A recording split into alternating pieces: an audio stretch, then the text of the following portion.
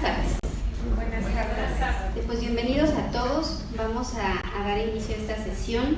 Y antes de comenzar, vamos a hacer una pequeña oración para poner este tiempo en manos de Dios. Entonces, cierra tus ojos. Y Padre Santo, gracias porque eres misericordioso, eres bueno, porque cada mañana, cada día estás con nosotros y nos regalas la vida. Padre, gracias. Ponemos este tiempo en tus manos para que nos des una revelación, para que nos des conciencia, para que cada palabra que escuchemos la podamos llevar a nuestro corazón y ejecutar en nuestra vida, Padre. Gracias.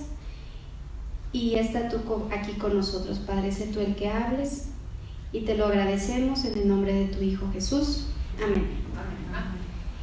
Pues bueno, bienvenidos. Antes de iniciar también quisiera agradecer al grupo Abrazados por la Vida que nos acompaña el día de hoy.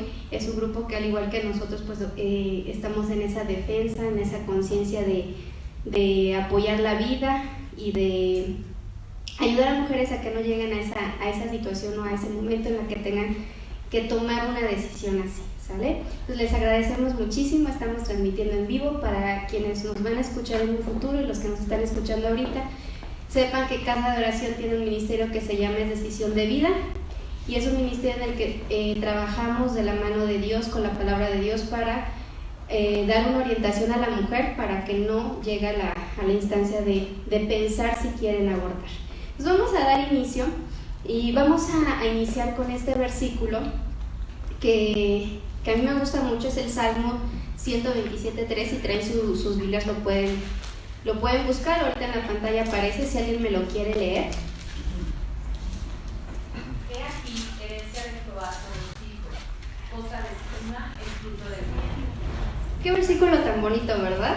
En otra versión dice: los hijos son la herencia que nos da el Señor, los frutos del vientre son la recompensa que viene de Dios. Entonces, cuando tienes a tu hijo, esa es la recompensa que te da Dios. Y aquí dice que los hijos son herencia, ¿verdad? Entonces iniciamos con este versículo. ¿Por qué? Porque esos son los hijos, son la herencia, es algo muy preciado, y la mujer está llegando a un punto en no querer tener esos hijos que son herencia de Dios. Ahora, a últimos años en nuestro país han venido dando pues aprobaciones de leyes que están favoreciendo el aborto.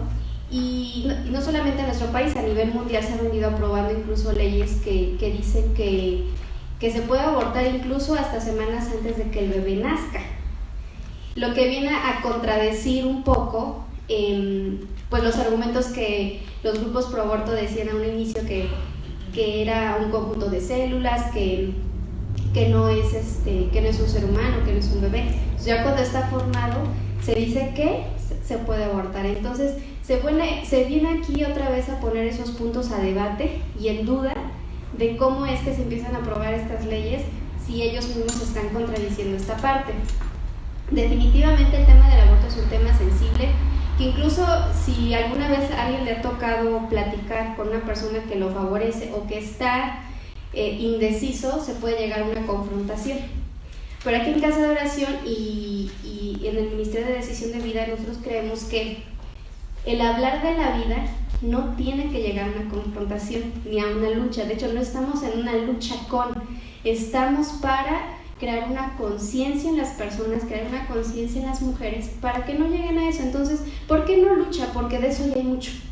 Hay mucha pelea afuera, hay mucho odio, hay mucha guerra, hay mucho de esa maldad como para que nosotros lleguemos a querer luchar también por algo que no. La vida no se tiene que luchar, en la vida se tiene que apreciar, se tiene que concientizar, y ese es el trabajo que estamos haciendo.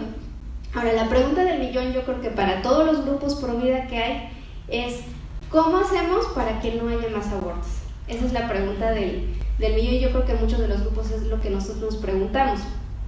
Pero resulta que ese cuestionamiento es muy abierto y queremos atacar el problema y no lo que realmente lo está originando. Entonces, dice la palabra en Oseas 4:6: mi pueblo perece por falta de conocimiento.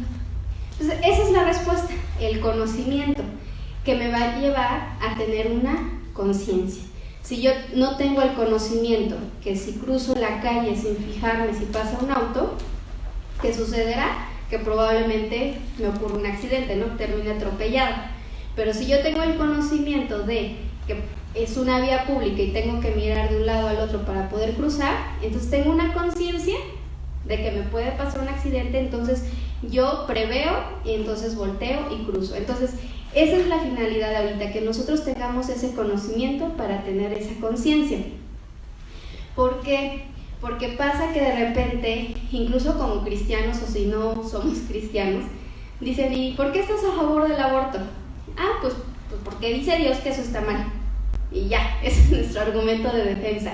Entonces el conocimiento nos va a dar a que tú puedas defender esa postura, porque ¿qué pasa? Si tú no estás en una postura, ni estás a favor ni estás en contra, te vuelves cómplice de lo que pasa, ¿sale? Entonces si hay un aborto y tú no dices, ay, pues no, pues allá ella, no fue su decisión, te vuelves cómplice de eso. Entonces es importante que tengas una postura, y si tienes ya esa postura, que la sepas defender, no en la defensa de lucha, sino en la defensa de crear conciencia en la otra persona. Esa es la finalidad.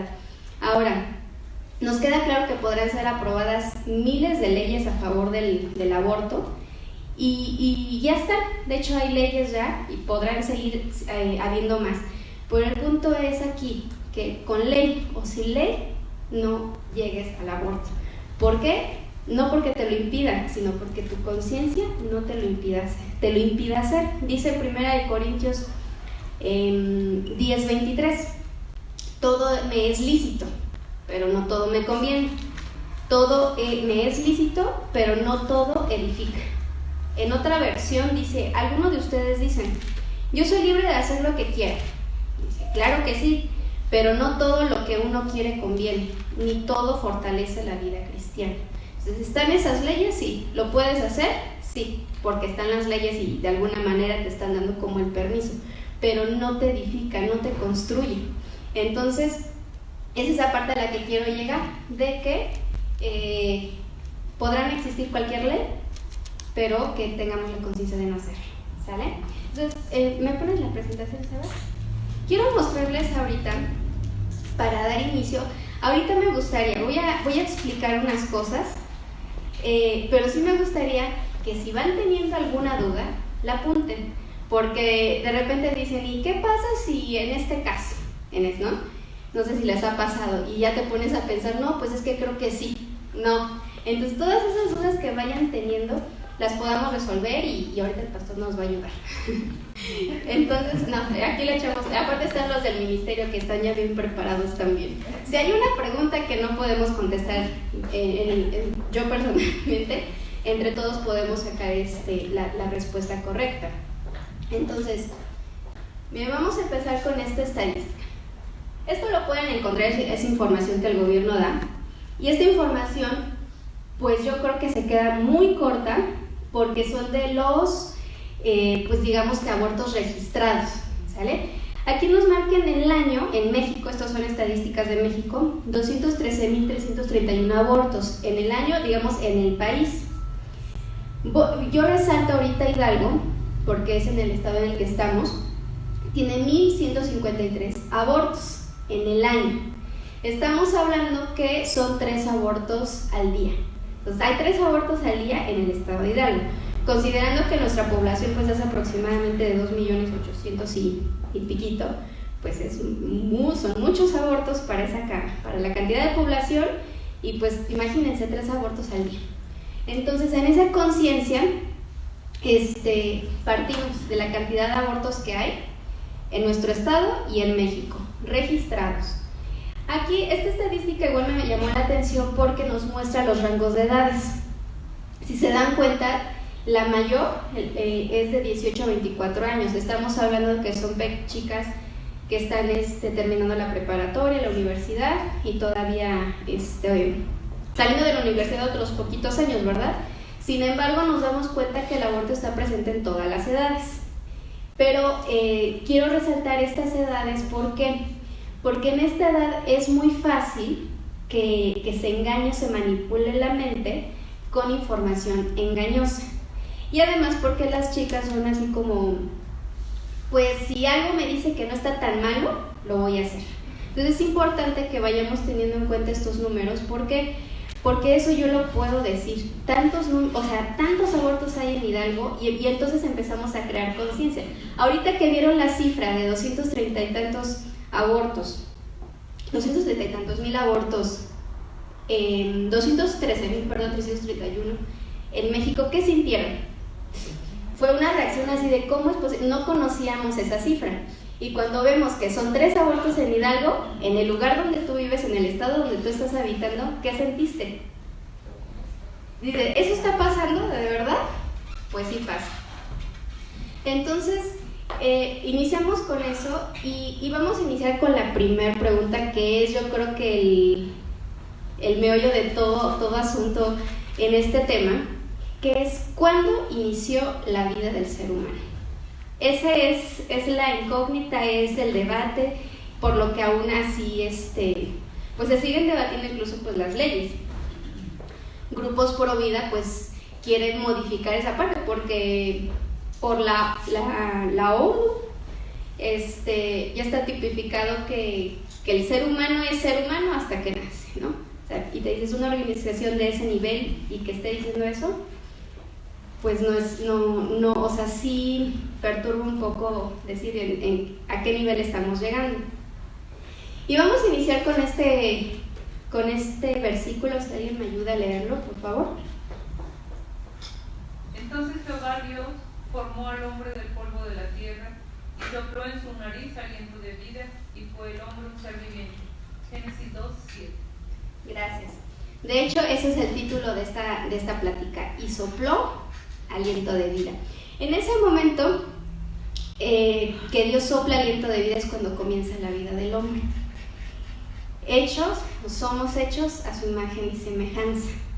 ¿Y por qué? Por su aliento. Entonces, Adán fue el primer hombre por el aliento de Dios, o sea, directito del aliento de Dios. Después, Dios le da a Adán una compañera, que es Eva. Desobedecen a Dios y son expulsados del Edén. Y después, más adelante, si alguien me ayuda con este versículo. Conoció Adán a su mujer Eva, la cual concibió y dio a luz a Caín y dijo, por voluntad de Jehová he adquirido varón. Gracias. Este versículo va a ser el versículo base, porque de aquí, incluso no tuve que buscar más, porque ahí dice todo. Lo vamos a ir analizando, podrás leerlo. Conoció Adán a su mujer Eva, la cual concibió y dio a luz a Caín, y dijo, por voluntad de Jehová he adquirido varón. Es un versículo cortito, te está narrando como que rápido una historia, pero lo vamos a ir viendo. ¿Por qué este versículo? Porque este versículo describe el camino, el proceso que sigue el ser humano para la llegada más bien de un nuevo ser humano. Dice primero, conoció Adán a su mujer Eva. Se está refiriendo a que hubo una intimidad, que la conoces es a lo que se refiere. Hubo una intimidad entre hombre y mujer. Después dice que concibió. ¿Qué es concebir? Es cuando el óvulo es fecundado por el espermatozoide. Después dice dio a luz. Si tú lo lees y dices dio a luz, es una expresión igual muy bonita. ¿Qué se te viene a la mente cuando dicen dio a luz? Que nació, Dio vida. crecimiento, que dio vida. Y es muy bonito decir que una mujer dio a luz, ¿verdad? Y fíjense que leyendo, ¿recuerdan cuando estudiamos Juan? ¿Qué dijo Jesús? Yo soy la luz del mundo. Cuando nace Jesús, Él nos vino a dar luz. Y en Juan 8:12 dice, yo soy la luz del mundo. El que me sigue no andará en tinieblas, sino que tendrá la luz de vida. Entonces yo me quedé pensando, ¿qué es la luz de vida? Él dice que es la luz, pero dice que tendrás la luz de vida. El Espíritu Santo. O que tú cuando tú tienes a Jesús en tu corazón, ahora tú das luz. Entonces pueden ser varias interpretaciones, pero una que yo siento que fue una revelación en ese momento, porque dice en Génesis 1, dio a luz. Yo no puedo dar algo que no tengo. Yo no te puedo decir, Irma, ten esta pluma. Bueno, Irma, ten esta pluma. Vamos a decir, ¿qué pluma? Pues yo te digo, Irma, ten esta pluma. Ah, es porque tengo la pluma y se la estoy dando. ¿Cómo va a dar a luz si no tiene la luz? Pero aquí va a venir lo interesante, y es algo que a mí me gusta porque todo está en la palabra, no hay nada nuevo bajo el sol. Sin embargo, Dios permite revelaciones científicos para que nos permita entender en nuestra pequeña mente toda esa magnificencia que Él hizo. Y vamos a ver que la luz ya estaba, por eso la da. Por eso la mujer da luz, porque la luz ya estaba. Y miren, científicos captan un destello de luz que se produce en el momento de la fecundación. Esto es de unos investigadores de la Universidad de Northwestern, es en Chicago. Voy a leer lo que dice el artículo. Dice: el destello brillante se produce en el momento en que los espermatozoides entran en el óvulo, debido a que produce una oleada de calcio que desencadena la liberación de zinc del óvulo. A medida que el zinc se dispara, se unen pequeñas moléculas que emiten una fluorescencia que puede ser captada por las cámaras de los microscopios. Imagínense qué maravilla que ahora nosotros podamos ver eso y podamos entender que da luz porque la luz estaba en el momento exacto de la fecundación. Este documento lo pueden buscar, está documentado en Scientific Reports, y esta es una revista científica y la publica Nature Research, que esa es la página, la pueden buscar en Google, y ahí están muchísimos artículos científicos, y esta revista lo que hace es evaluar únicamente artículos científicos que están bien probados. Y este artículo se llama La chispa de zinc es una firma inorgánica de la actividad del óvulo humano. Entonces, ¿ven la maravilla de lo que es la vida? Da luz una mujer porque la luz ya la tenía en el momento de la fecundación. Y qué maravilla que Dios nos ha permitido verlo. Esta imagen, digo, pues se queda cortita, ¿no? Pero imagínense que está entrando y entonces se hace la luz. Es como cuando en Génesis dijo Dios y se hace la luz, ¿verdad? Así. Entonces así empieza a hacer una nueva vida. Y hay un genetista que se llama Jérôme Lejeune, no sé si se pronuncia así, es francés, es un genetista francés, activista pro vida y padre de la genética moderna. Él es el que descubre el síndrome de Down, se descubre por qué se produce el síndrome de Down, que es por la presencia de un cromosoma de más. Un genetista muy activo, es muy conocido, por ser pro vida se le fue como que cerrando algunas puertas, sin embargo pues no deja de considerarse el padre de la genética moderna. Y él dice algo bien interesante. Voy a citar lo que él dice, la vida comienza en el mismo instante de la concepción, cuando los genes de la madre y los del padre se unen para formar un nuevo ser humano, que es absolutamente único, con ADN propio y carga genética propia. Todo el patrimonio genético está allí. Es como la música de Mozart en la partitura. La vida entera está ahí. Se empieza a tocar la sinfonía de la vida. Entonces, estamos hablando de un genetista su hija comenta que era muy difícil que personas que eran pro aborto le refutaran. ¿Por qué? Porque él tenía la ciencia, pero además era cristiano, entonces tenía ambas, ¿no? Tenía su fe, tenía a Cristo y aparte todo su conocimiento en la ciencia. Y también menciona que a los 2 meses el embrión ya tiene todo, ya tiene ojitos, ya tiene corazón, tiene manitas, y que si se pudiera tomar un dedito, se pudiera sacar su huella dactilar. Entonces esto me lleva a otro versículo, es en Salmos 139:16, que dice: mi embrión vieron tus ojos, y en tu libro estaban escritas todas aquellas cosas que fueron luego formadas sin faltar una de ellas. Este versículo yo lo leía mucho, pero me quedaba con la parte de mi embrión vieron tus ojos. Este genetista dice, o sea, desde los 2 meses ya tiene ojitos, o sea, ya está formadito, ya lo ve. Y en este salmo nos dice, mi embrión viene en tus ojos, ¿no? Pero viene algo más, dice que en tu libro están escritas todas aquellas cosas que fueron luego formadas, sin faltar una de ellas. Entonces, vamos a ver cómo va el crecimiento del bebé en la pancita de la mamá. En el primer mes, digo, son muchas cosas, pero lo voy a resumir. Pero en el primer mes se empieza a formar lo que es su columna vertebral. Es muy chiquitita, pero ya empieza a formarse su columna. En el segundo mes hay mucha evolución, que es aquí donde ya tiene una forma humana, donde ya tiene ojitos, bracitos, la cabecita, los ojos, intestino, la piel, pero algo bien bonito que tiene el corazón.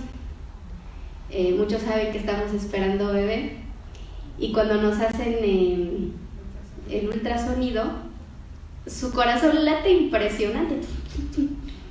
O sea, late impresionante, ya está un corazoncito ahí. En el tercer mes, obviamente, pues hay más evolución. Se nombra que es un embrión, perdón, en el primer mes y segundo se le nombra cigoto, en el tercer mes es el embrión. Y aquí ya empieza a contar con todos sus organitos formados, ya están formados sus órganos. Y pasa el cuarto mes, sus ojos ya son más grandecitos, también aparecen pliegues epidérmicos y algunas glándulas sudoríparas y sebáceas. En el quinto mes ya está más grande, el corazón ya del feto ya late con más fuerza, aquí se le nombra feto, se desarrollan sentidos, percibe luces y sonidos y sus cerebros empiezan a crear millones y millones de neuronas. En el sexto mes se van creando el cabello, las cejas, las pestañas, reconoce sonidos con claridad, ya te saca la lengua, ya en algunos ultrasonidos, si se puede ver, el bebito puede sacar la lengua, ya te está sacando la lengua desde ahí, y su cuerpo ya está más formado y proporcionado. En el séptimo mes ya se empieza a formar lo que es su esqueletito ya más fuerte y pues ya tiene más movimientos en la pancita de la mamá. En el octavo mes sus pulmones ya están prácticamente desarrollados. En el noveno ya tiende a realizar movimientos de succión, de deglución y empieza a producir su propia sangre, y al finalizar el embarazo pues ya están todos sus órganos formados, por lo que ya está listo para el nacimiento. Entonces me regreso nuevamente a Salmo 139, 16, que dice que en tu libro estaban escritas todas aquellas cosas que luego fueron formadas. ¿A qué voy? Que es un proceso de crecimiento. Cuando dice que luego fueron formadas, pues porque la vida empieza desde la concepción. Tiene un tiempo de 9 meses en lo que se forma el bebé y entonces ya va creciendo. Entonces, por lo tanto, una persona adulta mayor antes fue adulto, un adulto antes fue adolescente, un adolescente antes fue niño, un niño antes fue bebé, un bebé antes fue feto, un feto antes fue embrión y un embrión antes fue cigoto. Y antes de eso fue cuando el esperma entró al óvulo. Entonces, todos, cuando dicen que es un grupo de células, todos ahorita somos un grupo de células. Este es un grupo de células en todas las etapas. Entonces es un proceso simplemente del desarrollo del ser humano. No porque sea un cigoto, un embrión o un feto, puedo yo tener un derecho de decir, lo quito, solamente porque no ha salido de la panza, porque ya es un ser humano. Entonces esta parte es que quede bien clara, porque eso es un lenguaje que a veces nos confunde. Publicidad, comerciales en la televisión, cuando las chicas van y dicen pues quiero abortar, y en las clínicas se les dice, no te preocupes, es que no es un cúmulo de células, ahorita no pasa nada. Entonces no, simplemente es una etapa del desarrollo del ser humano. Entonces es importante tener en cuenta todo eso. Y regresando al versículo base de Génesis, ¿era? 4.1. 4.1 ya vimos. Ya vimos que conoció a Adán a su mujer, es decir, que hubo una intimidad, que hubo una concepción, el esperma entró al óvulo, que dio a luz, o sea, dio nacimiento a ese bebé. Y algo más bien importante, que fue ¿por qué? Por voluntad de Jehová, por voluntad de Dios. Un bebé nace por voluntad de Dios. Si no existiera eso, pues todos seríamos como accidentes, ¿verdad? Que el aborto comúnmente es eso, es que pues no lo esperaba, no es el momento, no, todo es por voluntad de Dios. Incluso una pareja que está buscando un bebé no es, ay, hoy me embaraza, es hasta que Dios dice. Y cuando se dice, es que no se sabe exactamente cuándo ocurre la fecundación, no, sí se sabe que es cuando el esperma entra al óvulo. Lo que no se sabe, pues en qué momento, o sea, qué de todos esos días que hubo esa intimidad ocurrió. Eso es lo que no se sabe. Se calcula, y hay una forma de calcular incluso la fecha probable de parto respecto al primer día del último ciclo de la mujer. Pero eso es lo único que no se sabe. Lo que sí se sabe es que la vida comienza desde que el esperma entra al óvulo, en el momento de la fecundación. Entonces, es también tener claro en eso, porque lo escuchamos muy comúnmente, es que hoy no se sabe cuándo. No, sí se sabe, está en la palabra, lo han dicho científicos, está la prueba de esa luz cuando es la concepción, está científicos como Jerome, que es un genetista. O sea, si quieres ciencia, ahí está la ciencia, pero está en la palabra, que es lo que para nosotros tiene mayor validez. Ahora, y voy a mencionar igual Ezequiel 18:14, dice, he aquí que todas las almas son mías. Entonces nosotros nacemos por voluntad de Dios y le pertenecemos a Él. Por lo tanto, yo no tengo ni control, ni es de mi propiedad, nada, el bebé que yo tengo dentro de la pancita, porque es un ser totalmente independiente, con genética propia, ADN propio. Simplemente mi cuerpo es un medio en el que él va a empezar a nutrirse, se va a empezar a desarrollar para después nacer, pero ya vimos que es solamente un proceso en el desarrollo del ser humano. Ahora vamos a ir a lo que es el lenguaje real, que es aquí donde sí quiero que todo esto que acabo de mencionar lo traigamos aquí, porque aquí en el lenguaje que nos confunde es donde nos vamos a empezar a dar cuenta qué propaganda o qué información que vemos no es correcta. Entonces, primero vamos a empezar con la definición de aborto. Aborto, en su etimología, proviene del latín abortus, y a la vez el prefijo ab, que es privación, y ortus, que es nacimiento. Entonces, por lo tanto, es privación del nacimiento. Cuando a ti te dicen interrupción legal del embarazo, pregúntate, ¿qué es interrupción? Interrupción es que paro algo que está en proceso para tener una reanudación. Cuando pongo una canción o estoy viendo un video y me llaman por teléfono, ¿qué hago? Le pongo stop, termino y le pongo otra vez play. Eso es una interrupción, pero continúa. Por lo tanto, el embarazo no puede ser interrumpido.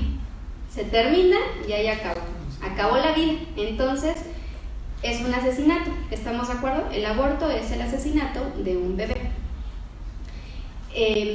Y digo, hay diferentes tipos de aborto, pero en el que estamos enfocando ahorita es el aborto consensado, o sea, el que yo voy y lo ejecuto, no el que por alguna cuestión del cuerpo sucede involuntariamente. Ahora, de interrupción legal del embarazo es el lenguaje que utilizan en las clínicas donde practican abortos. De hecho, se me pasó para proyectarlas, traje unas hojitas donde llega la chica y les dan un formato para que llene como una especie de responsiva, donde dice que se le dio la información y demás de la interrupción legal del embarazo, pero hasta abajo, en letras casi chiquitas, dice, pero nosotros no nos hacemos responsables de lo que llega a pasar.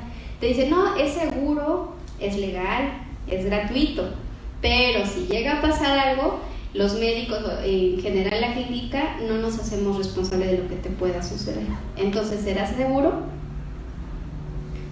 Entonces, ahí es donde nosotros nos debemos empezar a hacer esos cuestionamientos.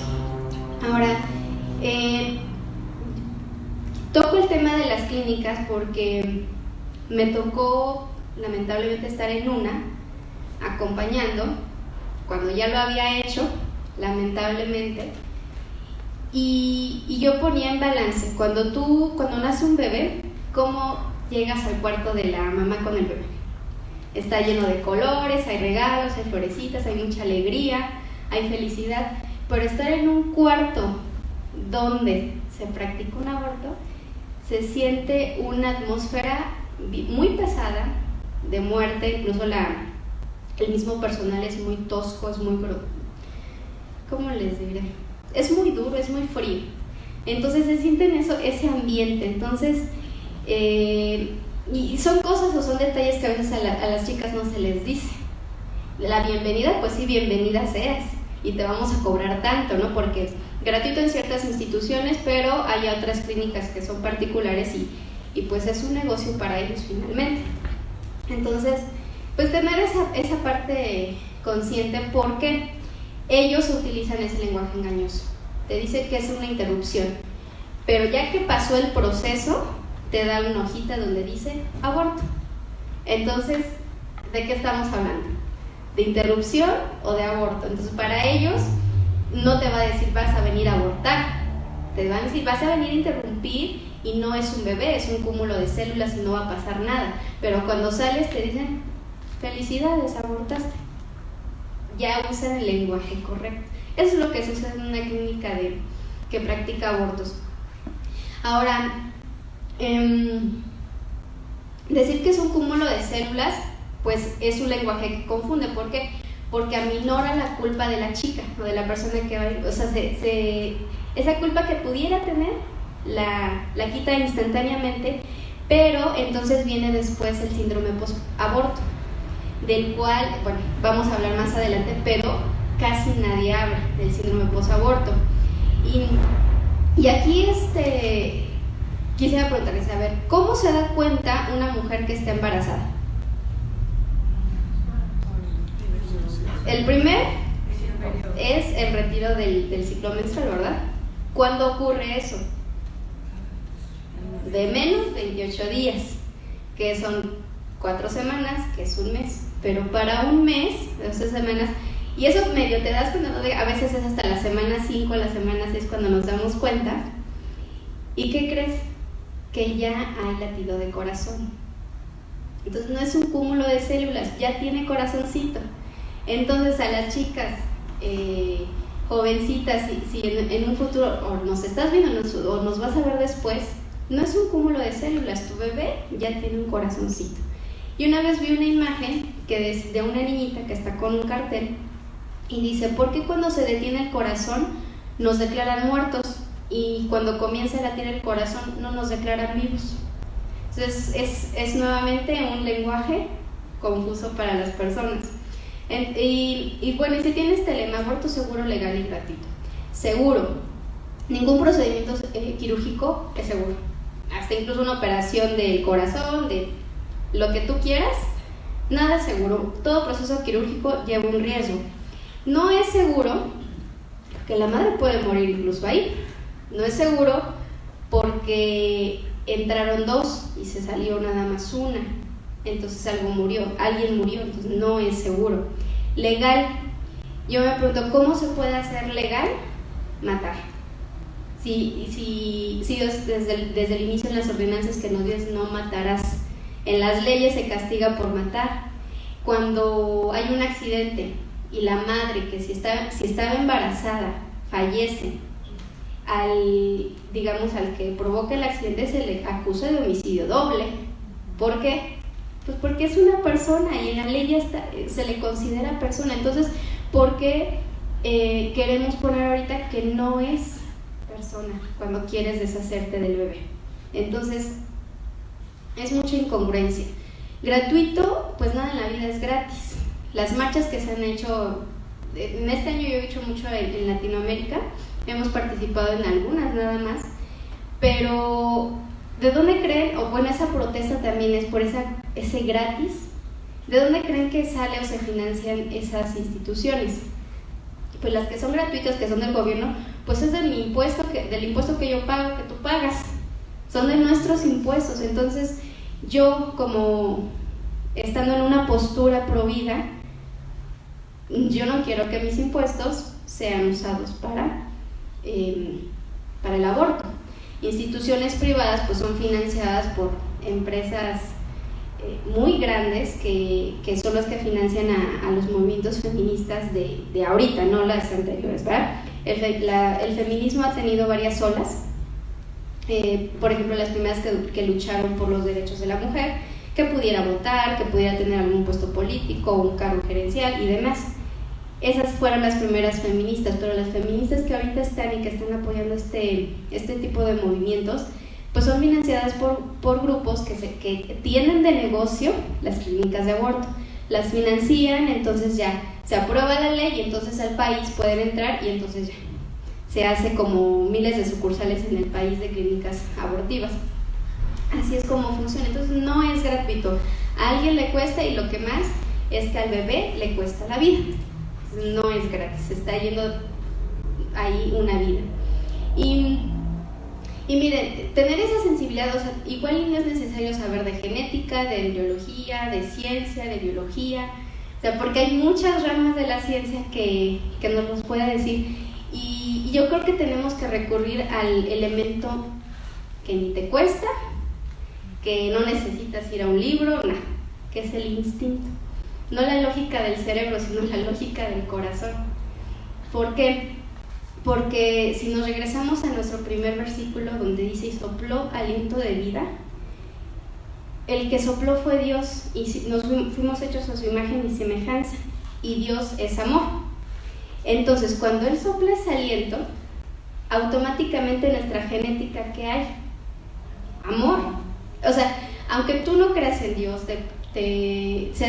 y te promulgues ateo, la tienes. ¿Por qué? Porque Él te creó. Entonces es hacer uso de esa genética que tienes y tener esa sensibilidad. ¿Cómo lo puedes hacer? Pues es nada más por pura lógica. ¿Por qué vas a querer abortar? O sea, ¿cómo dices? Voy a abortar, ¿por qué? Porque estoy embarazada. ¿De qué? De un hijo. O sea, en el mismo lenguaje que nosotros tenemos para, decir voy a ir a abortar, tú misma te estás dando la respuesta que no es un cúmulo de células, sino que es un bebé. No dices, ay, es que estoy embarazada de un cúmulo de células, no. Estoy embarazada de un bebé y voy a tener un hijo. Entonces de ahí le estás dando esa identidad. ¿Que es válido que tengas miedo? Sí. ¿Es válido que tengas angustia, incertidumbre de lo que va a pasar? Sí. Pero Dios nos dio un espíritu de valentía y no de cobardía. Entonces es totalmente válido. ¿No lo esperabas? Está bien. A echarle ganas. No va a pasar nada. Lo peor que te va a poder pasar es que seas muy feliz cuando ves sus ojos. Eso es lo peor que te pudiera pasar y es lo más hermoso. Entonces, puedes tener miedo, pero que ese miedo no te lleve a tomar una decisión que te va a marcar por el resto de la vida. Y ese rato comenta, mi hija me pregunta que si el bebé, ahora que viene diciembre y va a ser frío, si va a tener frío, que cómo me voy a tapar si la panza no me va a dar para taparlo. Y le digo, no va a tener frío. Y si hace calor, ¿va a tener calor? No va a tener calor. ¿Por qué? Porque el vientre de la madre es el lugar más seguro del bebé.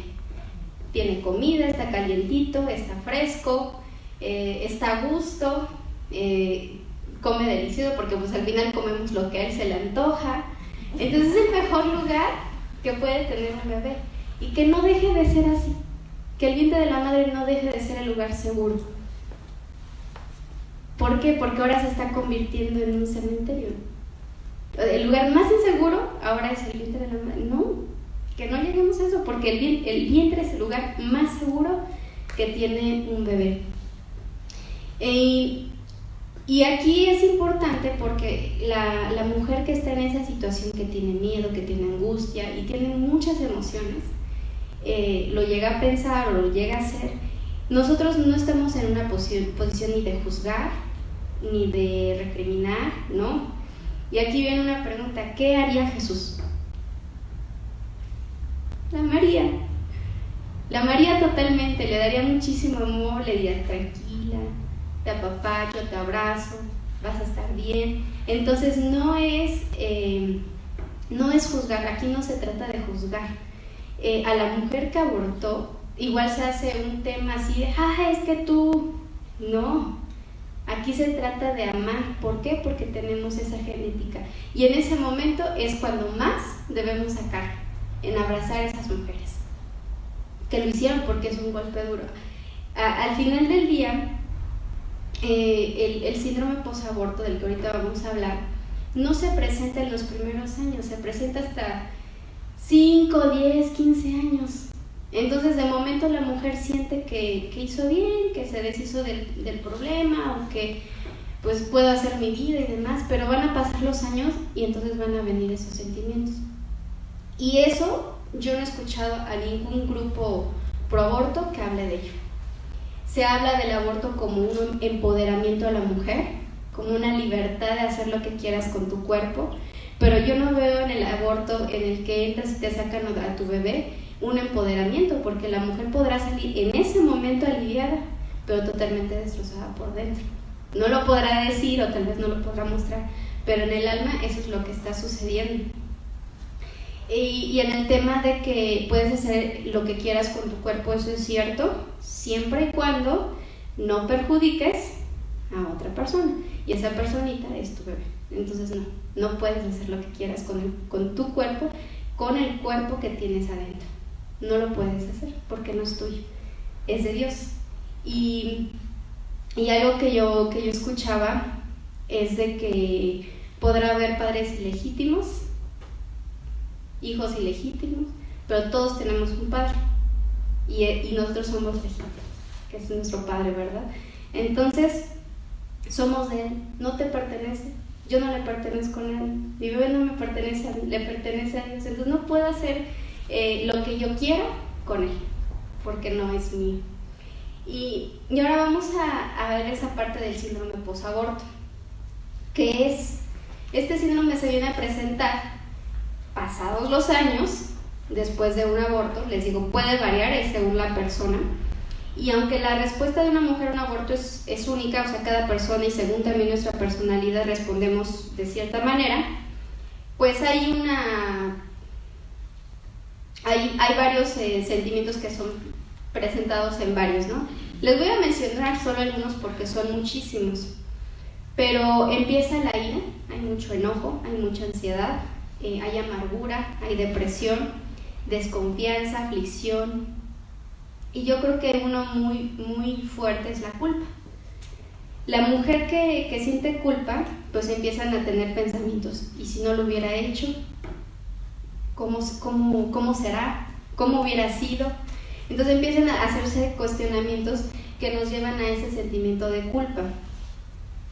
Yo les puedo platicar una experiencia de un pensamiento que yo tuve.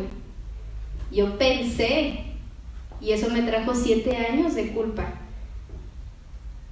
No me imagino, o sea, el sentimiento yo lo puedo comparar, pero definitivamente no es lo mismo. Pero si por un pensamiento me generó 7 años de culpa, no quiero imaginar cuando se hizo la culpa, que, o sea, no sé si sea de mayor intensidad o no sé si sea el tiempo más prolongado, no lo sé, pero puedo comprender un poco ese sentimiento. Entonces la culpa va a estar, pero aquí es algo hermoso: cuando tú te arrepientas de corazón, te liberas. Entonces ya no hay culpa que sentir porque Dios ya te perdonó. Lo hayas hecho o no lo hayas hecho, lo pensaste o no lo pensaste, Dios ya te perdonó. Y entonces esa culpa se tiene que ir. ¿Por qué? Porque ya pasó. Dice mi hija, lo pasado está aplastado. Ya fue. Otro que es una sensación de pérdida. Para quienes hemos pasado alguna pérdida de algún familiar o que se fue, igual un abandono, hay como un sentimiento de ausencia, ¿no? Que llegas a la casa y dices, ay, como pues siento que hace falta esa persona aquí. Es algo similar, hay una sensación de pérdida por una personita que no conociste, o sea, ya fuera de tu pancita, ¿no? Pero sientes ese vacío. Hay un testimonio, es un anónimo, dice: nadie me dijo nunca que viviría con esta decisión durante el resto de mi vida. Han pasado varios años, pero mi pena continúa. No es el resto de la vida. Para las personas que nos arrepentimos de corazón y aceptamos a Jesús en nuestro corazón, no es para toda la vida, es en el momento que nos arrepentimos y tenemos ese perdón. Y también había escuchado un testimonio de una persona que en su juventud tuvo un aborto y ya ahorita ya es una adulta mayor, y dice: a la fecha sigo soñando una niña. Entonces imagínate cuántos años ha pasado y sigue soñando una niña. O sea, ahí está esa ausencia y lo está reflejando en un sueño de su hija. Después es la pérdida de confianza. Cuando una mujer sufre aborto pierde confianza en sí misma, y pasados los años, si quiere volver a tener un hijo, o sea, si ahora sí quiere tener un hijo, esa confianza de decir: ¿y si no puedo? ¿Y si no se queda? ¿Y si qué pasa? ¿No? Entonces esa confianza se aminora. Y otro es el intenso interés por los bebés. O puede haber una repulsión o puede haber mucho interés. Si de repente la mujer dice: no, pues no quiero saber nada de niños o de embarazo, no quiero saber nada, pero también puede pasar todo lo contrario, que tengan como que esa necesidad de cargar un bebé, de tenerlo, de algo. Y eso es lo que sienten. También es un apetito sexual disminuido, que eso es resultado del sentimiento de culpabilidad. Y también aquí tengo un testimonio, igual anónimo, dice: sentí a mi niña moverse de aquí para allá durante 1 hora y media. Tuve un parto difícil durante más de 12 horas y yo misma di a luz a mi hija. Era hermosa, tenía 5 meses y medio, pero estaba muerta. Entonces, esto es para pensar, ¿no? Todos tenemos tal vez hermanos jóvenes, nuestros hijos, tenemos sobrinos o nuestros nietos, tenemos gente joven en casa. Entonces, esto que estás escuchando es para que tú lo transmitas, para que crees esa conciencia y pues con ese conocimiento pues ir quitando todo ese lenguaje que confunde y hablar con un lenguaje real. Y bueno, ya para terminar, con esta parte dice: la elección del bien sobre el mal, la ley del amor sobre la ley de la violencia. El aborto es la forma de violencia más denigrante hacia la mujer. Podemos decir que puede ser una golpiza hay muchos tipos de violencia, pero el aborto es el más denigrante para la mujer. Entonces no es un empoderamiento, es violencia contra la mujer. Y si nos queremos preocupar o si estamos en un movimiento de empoderamiento de la mujer, hay que hablar de esto y hay que hablar de esta parte del síndrome posaborto.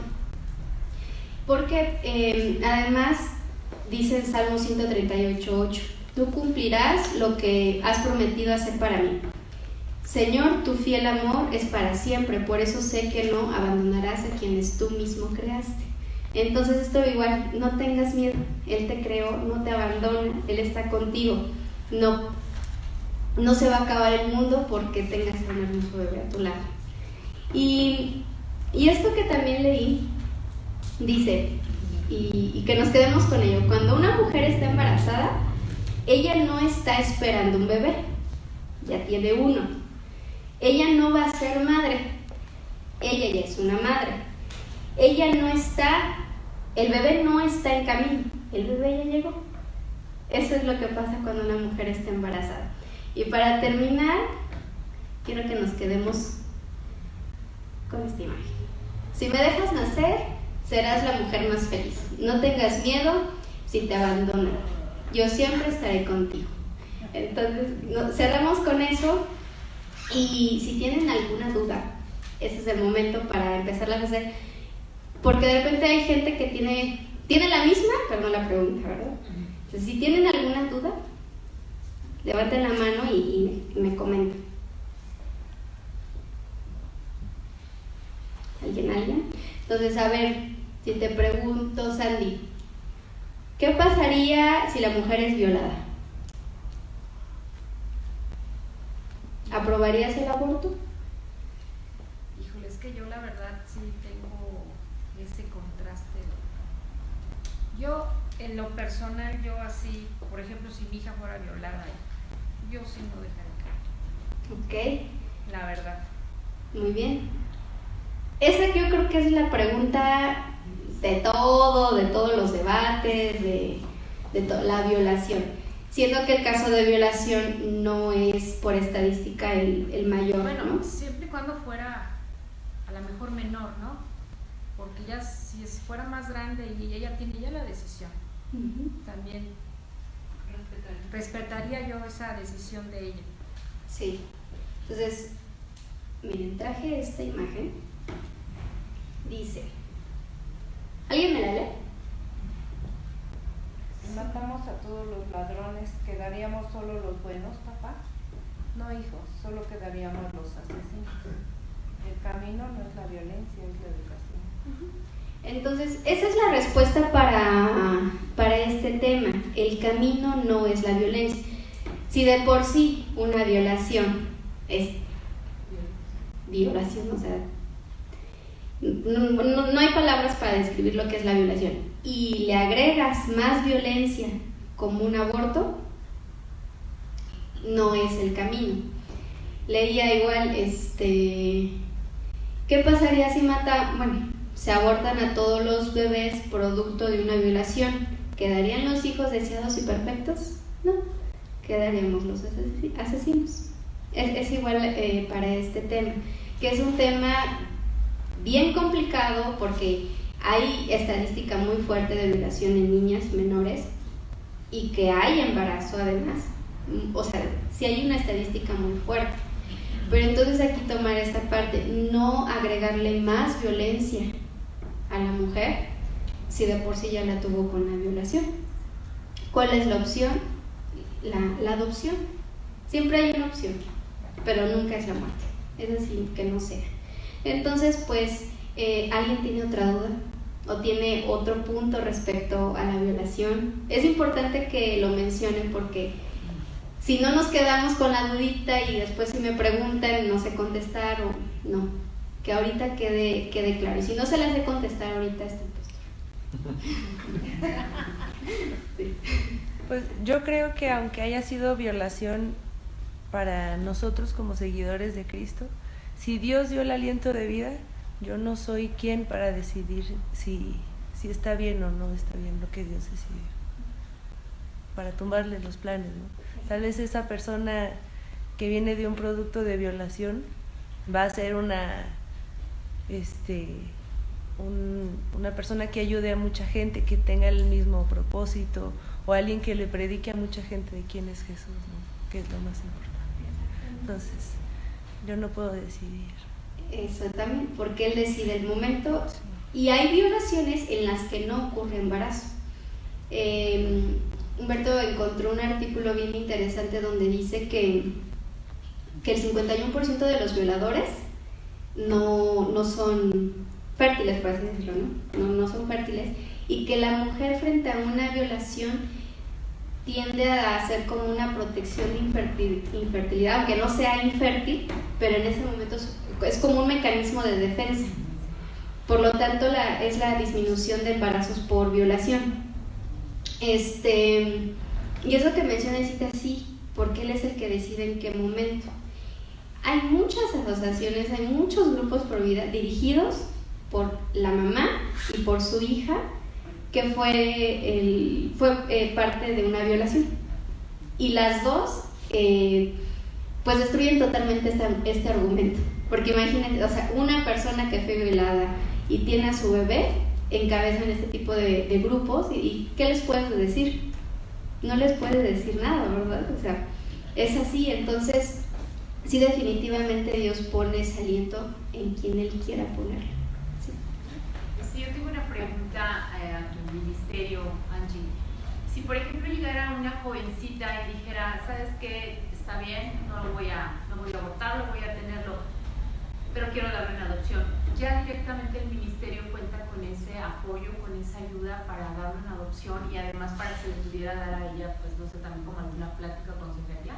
Claro, la orientación esa está de base. La parte de la adopción también se da esa orientación, aunque el ministerio no está directamente ligado con, digamos, con quien dirige toda esta parte de adopción, pero sí tenemos pues bases, ¿no? Que son los requisitos, o sea, sí podemos dirigir y claro que un acompañamiento, porque no se está sola, pero sí definitivamente cuando hay un caso así, que dice lo quiero tener pero lo quiero dar en adopción, pues el ministerio está en todo para dar ese apoyo, porque imagínate, ¿no? Está tomando una decisión complicada y pues es para ella y para toda la familia. Y lo más importante que es con la palabra, ¿no? O sea, se puede dar una atención psicológica que también se da, ¿no? O sea, se tiene que dar, pero lo más es con la palabra, porque no hay otra cosa que pueda sacar de una situación así a una persona más que la palabra de Dios. Gracias. Sí. También podría surgir la pregunta en alguna mujer embarazada, si ya le dieron el diagnóstico de que el bebé no viene sano o con alguna malformación, que pudiera abortarlo antes o esperarse que el término del embarazo. Sí, de hecho, esa es una de las razones por las que se puede hacer un aborto y no se necesita estar como legalizado, o no se ha hecho así como que se tenga que legalizar eso, ¿no? Sino porque ya está, o sea, se puede hacer. Sin embargo, el genetista que les puse aquí, Jerome Lejeune, él cuando descubre el síndrome de Down, se hacen estudios donde se puede detectar si el bebito viene con síndrome de Down. Entonces, esos estudios se empiezan a hacer en cualquier, de hecho ya es por solicitud, o sea, ya no es de que si quieres, o sea, la ginecóloga te lo solicita, ve a hacer este estudio y ahí sale. Entonces lo que él, fíjate, curiosamente esa parte, que su hija comenta en una entrevista que él se daba golpes con la pared porque decía, ¿cómo es posible que el estudio con el que se pudo descubrir el síndrome de Down lo estén utilizando para ahora descubrirlo sí, pero para que lo aborte? Y por eso él es un gran activista pro vida y él defendía esa parte, si el bebito venía con síndrome de Down, no lo abortes, vamos a seguir estudiando, estudiando investigación y además se tiene una fundación con su mismo nombre, pues para que se encuentre la cura. Y su hija, cuando fallece su papá, dice que se funda esta, valga la redundancia, la fundación, y le dan apoyo, pero dice, si todo el dinero que se utiliza para hacer el estudio y para hacer el aborto se utilizaran para la investigación de la cura del síndrome de Down, ya hubiéramos encontrado la cura.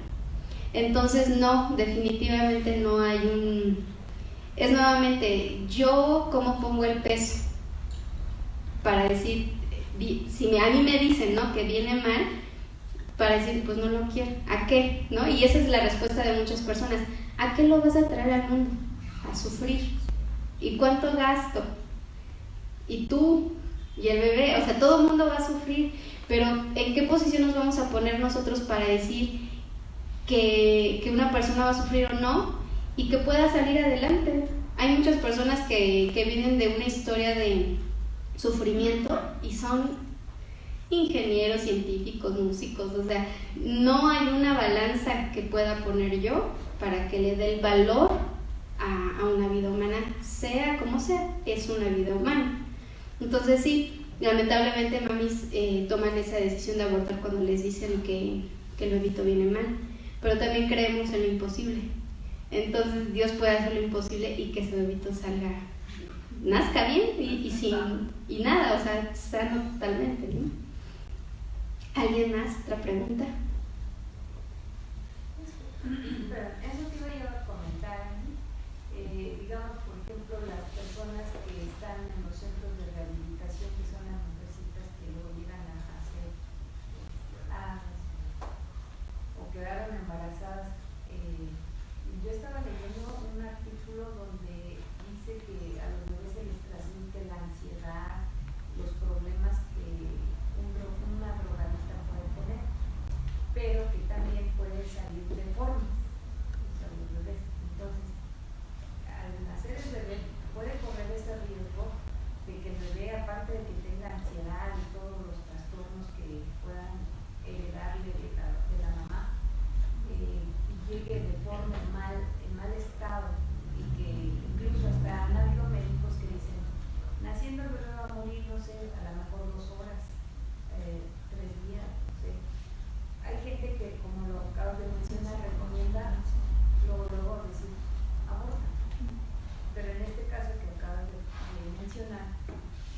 mejor dar la oportunidad que ese bebé pueda nacer y digamos que en este sentimiento como cristiano, decir, Dios puede hacer un milagro sobrenatural en la vida de ese bebé, que muchas veces la incredulidad o la falta de conocimiento de Dios nos obliga o nos hace pensar que eso no va a ocurrir, pero puede ocurrir y puede dar, digamos, la ayuda a esta personita, porque en algunas chicas que llegan a quedar embarazadas, sí llega la preocupación de decir qué va a pasar con ese bebé. Sí. Claro que es real, o sea, por toda la sustancia química que el cuerpo de la madre tiene, pues claro que se va a pasar al bebé, ¿no? Digo, por eso a una madre le mandan vitaminas, para que esa vitamina llegue al bebé. Pero aquí, esa parte yo lo puedo decir.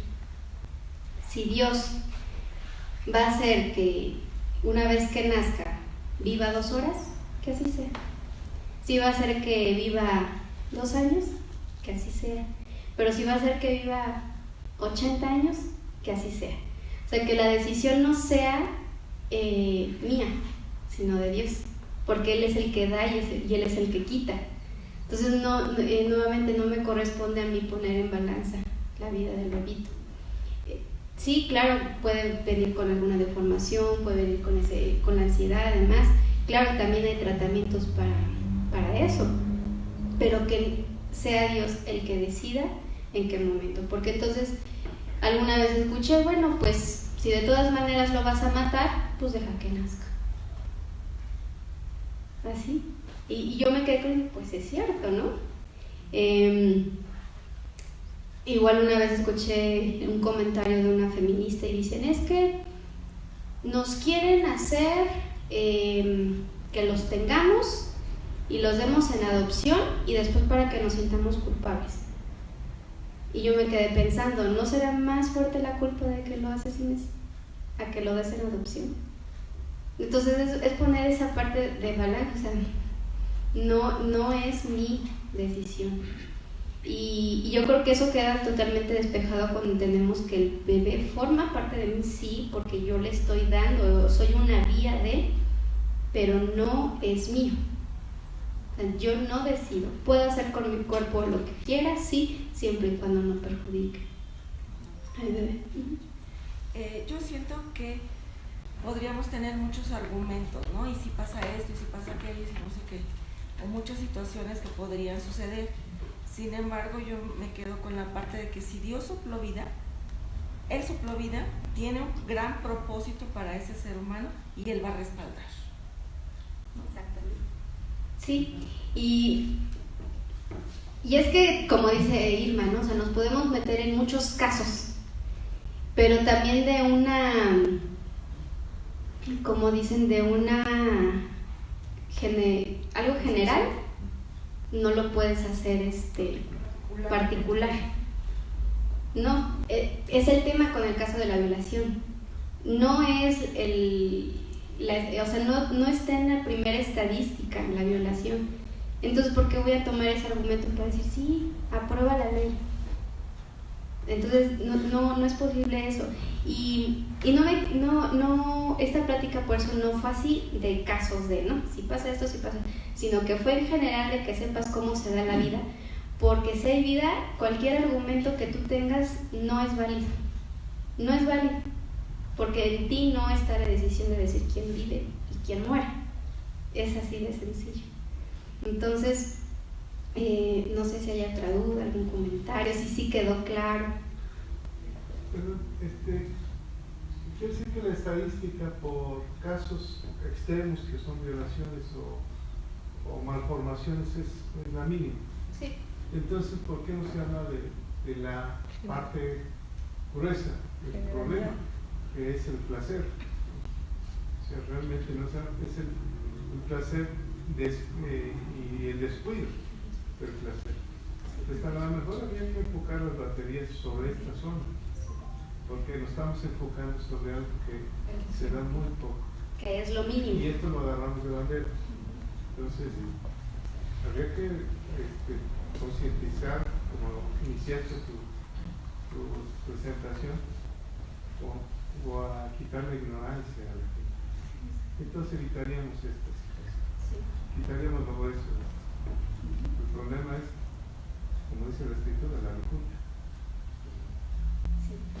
Ese es el problema y es lamentable que los grupos feministas, cuando nosotros vemos unas marchas así, que realmente son muy grotescas, hay desnudos, dices, ¿cómo estás peleando por el aborto y haciendo esto? O sea, no.